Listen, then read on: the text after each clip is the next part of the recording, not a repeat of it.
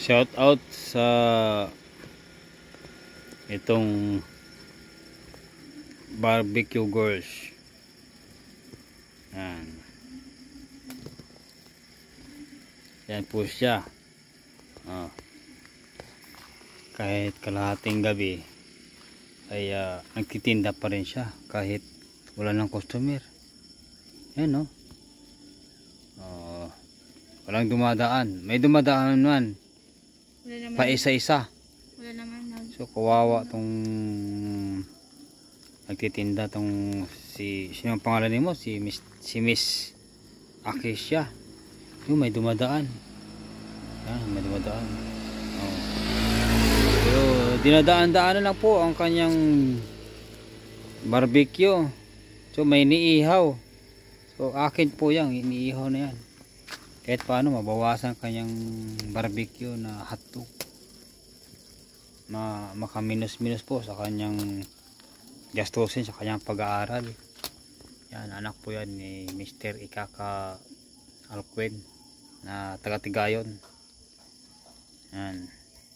So wala pong ito yung highway. Walang dumadaan. Yan, tingnan mo, highway po yan. Wala mo lang katao-tao. Ano ngayon? Walang katao-tao.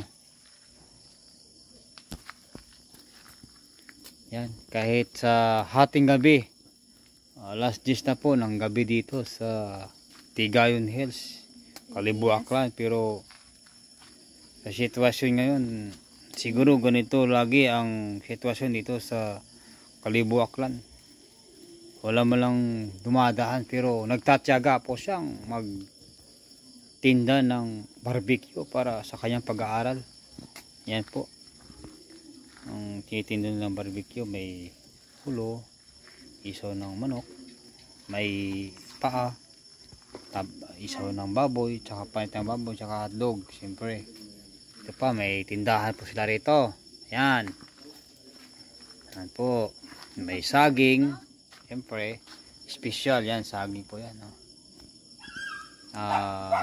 Latunday. Yan.